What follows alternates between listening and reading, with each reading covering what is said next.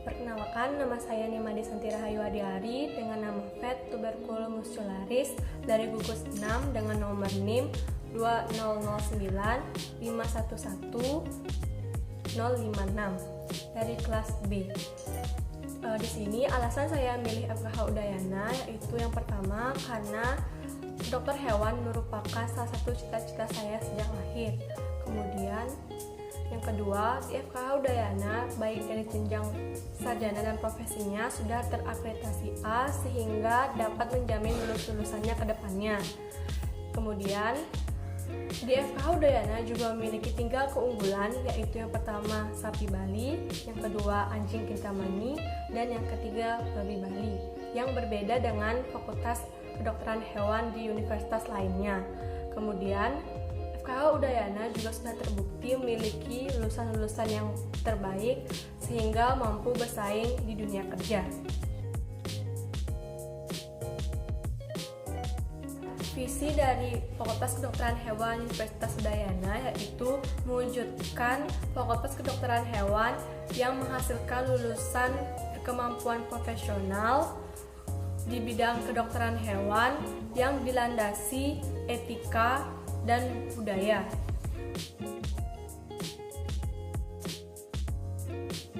Kemudian, misi dari Fakultas Kedokteran Hewan adalah yang pertama, menyelenggarakan pendidikan akademik dan profesi kedokteran hewan yang bermutu. Yang kedua, menyelenggarakan penelitian yang inovatif dan berkualitas tinggi dalam bidang kedokteran hewan untuk menunjang pengembangan ilmu pengetahuan dan teknologi, pendidikan, dan pengabdian kepada masyarakat. Yang ketiga, menyelenggarakan pengabdian kepada masyarakat dalam ilmu dan profesi kedokteran hewan yang bermuara pada kesejahteraan masyarakat. Yang keempat, menjalin kerjasama yang saling menguntungkan dengan pihak terkait, baik dalam maupun luar negeri, untuk meningkatkan ilmu pengetahuan dan teknologi pendidikan dan pengabdian kepada masyarakat. Yang kelima, mengembangkan dan menetapkan tata kelola yang transparan, praktis, efisien, dan akuntabel berbasis pada teknologi informasi.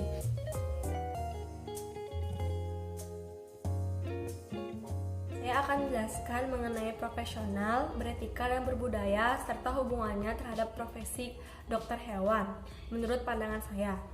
Menurut saya, profesional adalah suatu sikap yang harus dimiliki oleh dokter hewan karena kita harus mampu mendalami profesi kita sebagai dokter hewan. Sebagai contoh, ketika kita membuka praktek mandiri nantinya, kita akan mendapatkan pasien dari warga asing. Untuk itu, kita harus profesional dengan menguasai bahasa asing sehingga orang tersebut mengerti tentang penjelasan mengenai obat-obatan yang akan kita berikan kepada hewan peliharaannya. Kita harus bisa profesional untuk mempertanggungjawabkan profesi kita. Kemudian beretika. Pada dokter hewan, kita harus memiliki etika yang baik, terutama etika dalam berkomunikasi dan berbicara. Sebagai profesi dokter hewan, kita harus mampu menguasai etika berbicara tersebut sehingga pasien percaya tentang apapun yang kita berikan, apapun yang kita katakan, sehingga dia yakin bahwa dengan kita yang merawat hewan peliharaannya, maka hewan peliharaannya pasti akan sembuh. Untuk itu, kita sangat perlu menjaga etika berbicara kepada siapapun, baik kepada yang lebih tua ataupun yang lebih muda. Kemudian, berbudaya. Sebagai profesional dokter hewan, kita harus memiliki budaya yang baik, terutama budaya sopan santun. Sopan santun ini kita harus cerminkan atau kita harus terapkan pada kehidupan kita, baik kepada dosen, kepada kakak tingkat, dan kepada teman angkatan kita. Budaya yang baik atau budaya yang sopan santun akan mencerminkan betapa profesionalnya kita sebagai dokter hewan.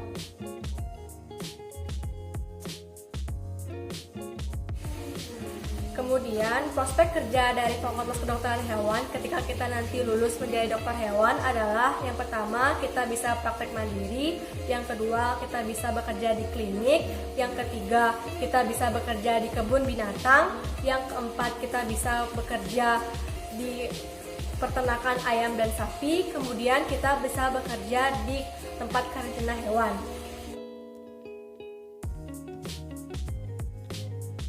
Sini saya memilih sapi Bali sebagai objek yang saya gambar. Di sini saya akan menjelaskan mengenai ciri-ciri sapi Bali. Sapi Bali memiliki ukuran badan yang sedang dan sedikit memanjang. Kemudian sapi Bali memiliki kepala yang sedikit kecil, kemudian memiliki dahi yang lebar ataupun datar, serta memiliki tanduk di atas kepalanya.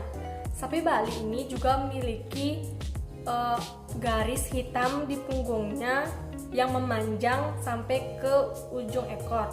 Kemudian sapi Bali memiliki ekor yang panjang dan di ujungnya berwarna hitam. Nah, sapi Bali ini merupakan salah satu keunggulan dari Fakultas Kedokteran Hewan Universitas Dayana, di mana sapi Bali tidak ditemukan di provinsi lain dan hanya terdapat di Bali.